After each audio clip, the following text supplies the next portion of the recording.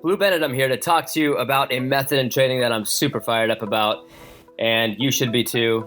And I was talking to my coach who came up with it, Mr. Richard Diaz, and we got to chatting about what does an athlete need to know when they go about getting into this new method and way of training. So we have Richard Diaz here to talk. We have the man, the myth, the legend himself to talk about what it is, why it is, and exactly how to go about doing it.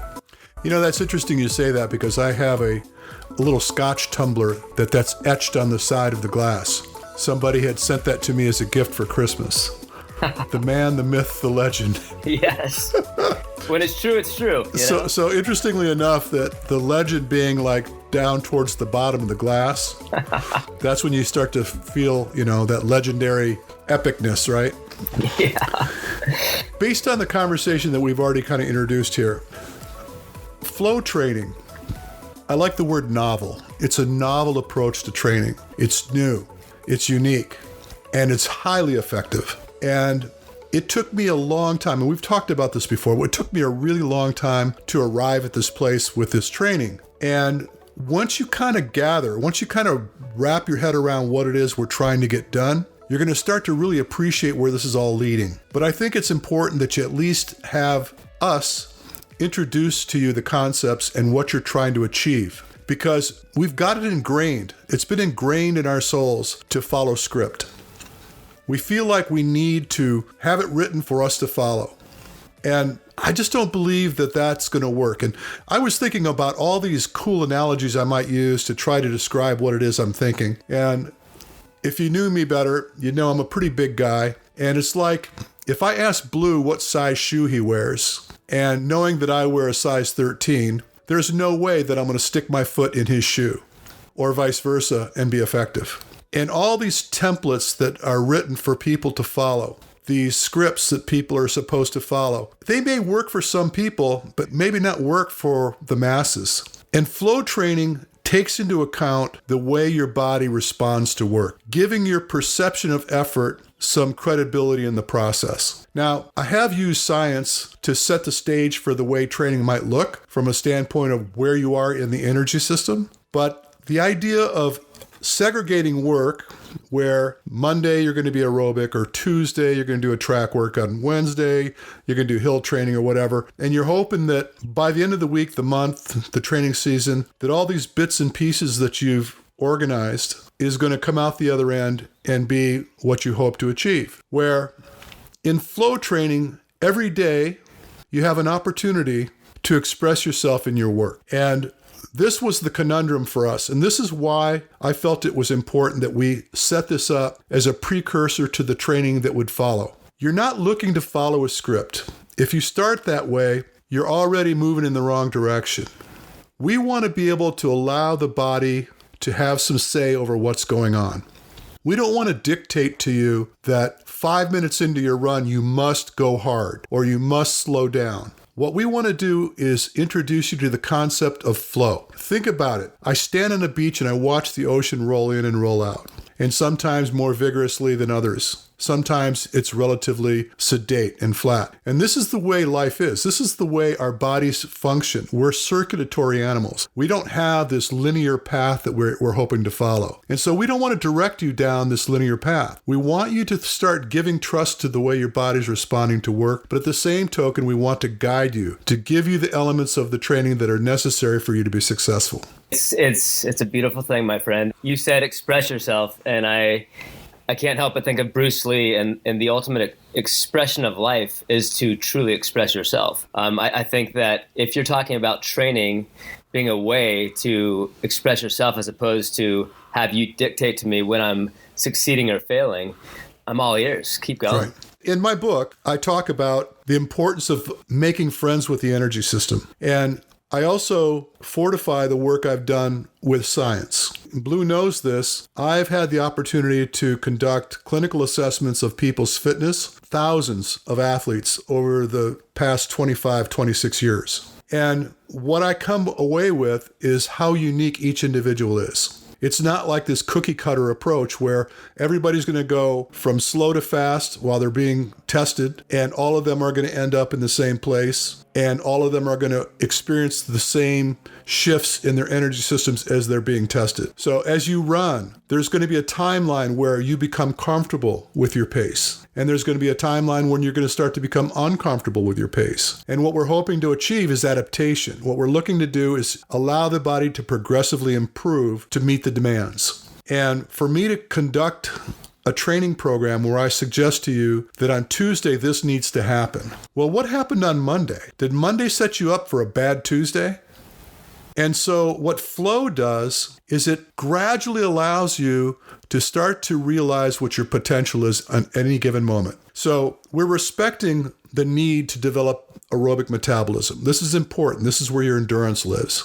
But your fitness lives on the polar opposite end of that energy spectrum. And if you divorce yourself from that end of things for too long, you're going to sacrifice fitness while you're developing your capacity to have more endurance, or vice versa. So flow training is trying to encourage you to incorporate all the necessary elements of your fitness and your training, every workout that you do. And we've made the analogy, and it's been discussed a few times, probably beaten to death, but my analogy is this: a function of energy that you consume versus energy you expend. You know that in order for you to have successful metabolism, you're going to need protein, you're going to need fats, you're going to need carbohydrates. But you wouldn't segregate those substrates over the course of the week. You wouldn't think, well, Monday is going to be my carb day, and Tuesday is going to be my fat day, and Wednesday is going to be my protein day, with the hope that at the end of the week, all the nutritional needs that you had were successful, where your energy expenditure is about how you're delving into this energy demand. And if we segregate those components, you're just not going to be as successful. Blue, you might share some of the experiences you've had with the way you've approached your training since we've discussed this, because I think it'd be better firsthand for someone to understand where a traditional styled runner may have had the faith and the shift to go into this more holistic approach to training. Absolutely. Yeah, I had, so much experience with traditional methods, tried everything under the sun. And in the last about probably 10 years, the Canovian methods have been my favorite thing, and really getting heavy into the specific percentages that you need for your goal race, and, specificity and aerobic power and all these different things. And it's awesome. When you first told me about this, I was intrigued right away. So I jumped right in, and in the month that I've been doing this, I've had this freedom of approach where it's like I go out and I know I'm going to run. And, you naturally warm up. That's not something that's new, right? We warm up and then we're ready for work. But I always visit the skill first. So I start doing, what some people refer to as strides. You call it motor skill development, but starting with that. And so you're sort of introducing running well before you're running hard. I love. You're already approaching it in a different way than traditionally. And then going back into just like an easier moderate or whatever you want to do. I think the most important thing for me is like there's no expectations. So it's just kind of like you're just running. And at a certain point, if I see a hill, or if I just have been running kind of moderate for a while, maybe it's 5 minutes, maybe it's 10 minutes, I throw down the hammer. I get to flex a little bit. And I got to say, before coming into this, I had not been doing speed training, and I had nothing specific lined up as far as racing was concerned.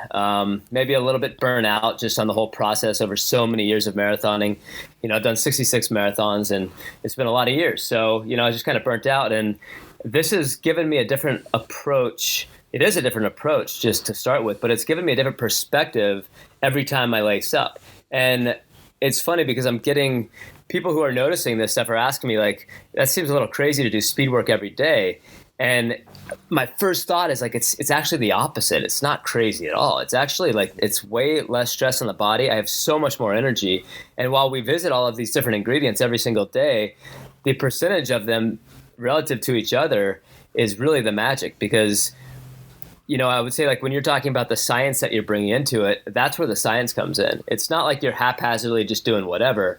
I mean, we're actually thinking about, okay, I could probably handle about 10 to 15% of my total running to be at a harder pace right now, considering what I've been doing in the last 5 months of my life. And then beyond that, that might change from day to day. I'm really tired. I didn't sleep that well. Like maybe I won't run that hard at all that run. And having that freedom, it takes off the pressure. Nothing is daunting. I can tell you I'm 30 days in and I've had a couple days off, and I never step out the door and don't want to just see what I have that day. It's always like this opportunity to be like, oh, okay, let's see what we got today. And the workload capacity is improving. My desire to go a little harder and a little longer and to sort of see what's possible is improving. And the whole process is refreshing. So let's back up a little bit and talk about the process. You introduced the idea of motor skill development.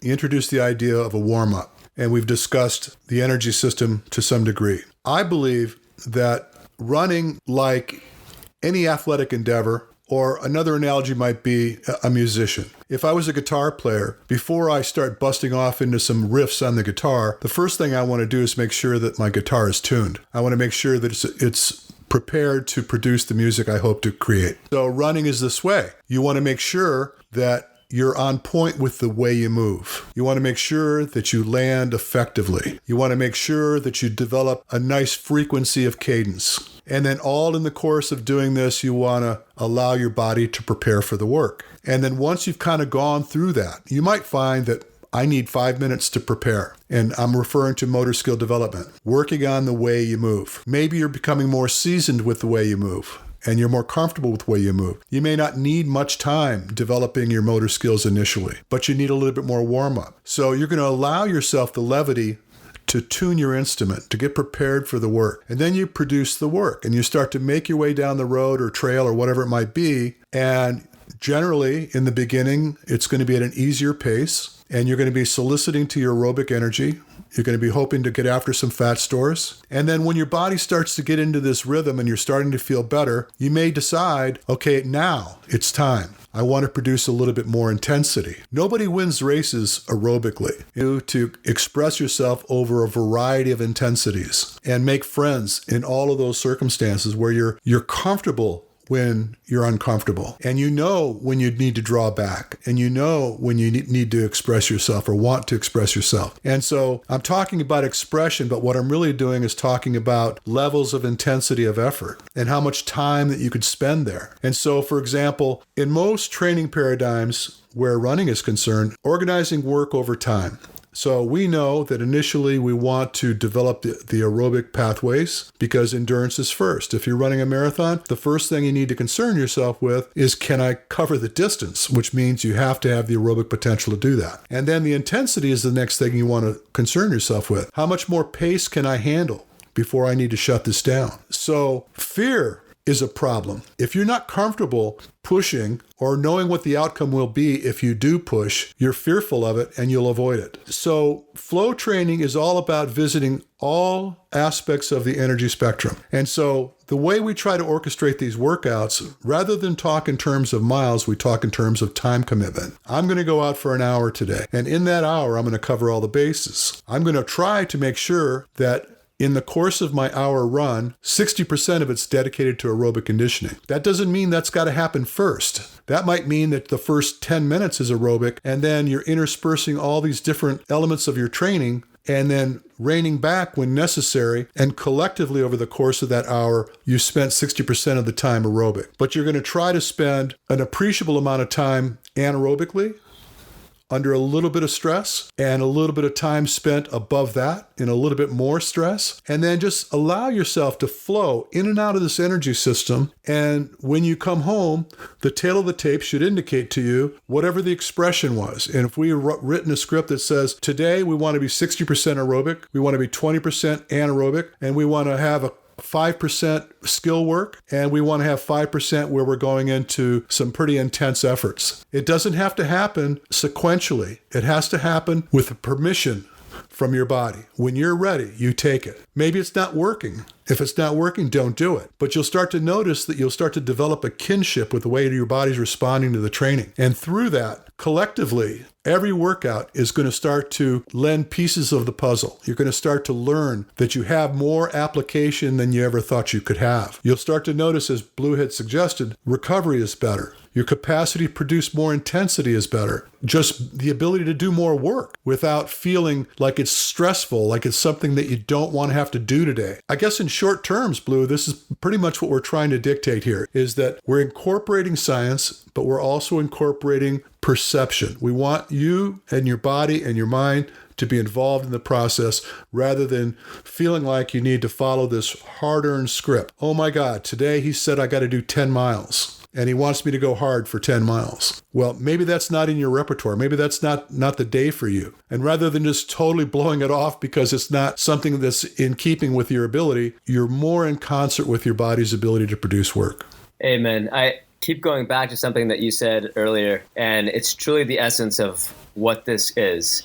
It's the difference between guiding and coaching. And coaching is often dictated, or it's designed for an athlete to follow. And with guiding, it's more about illuminating a path and saying, this is the path. It's up to you to decide how you walk down the path. The steps are your own. And I think that that's exactly what this is, and I think that's what we're trying to achieve is to guide people rather than dictate to them what's best for them. At the end of the day, when you look at the workout for the day, the workout you've chosen to do, the journey you hope to travel upon, and you see that it suggests to you that today, let's go out for 90 minutes. And in the course of that 90 minutes, you're intending to dedicate the amount of time we suggest would be appropriate to spend in each aspect of the energy system. And plug them in where they feel best. Plug them in when you feel like you're ready to go. I don't want to dictate when it's time to run or when it's time to recover. I want to be able to, as Blue suggested, help to guide you into a better path. And that's why we've taken the time to embrace this concept of training, is because in months from now, when you get involved in this training, you're going to start to really quickly realize how much more control you have over your efforts, how much more capacity you have to pull the trigger on whatever's necessary whenever it's needed. And that's the difference. Rather than going into an event, starting out, talking to your friends and saying, I hope I can do this, or I hope I can do that. You're going to have a very solid affirmation of what you're capable of. And you'll know that going into it with confidence, your confidence built on the ability to develop a relationship with your body and understanding how to mechanize the energy that's available to you. That is flow training.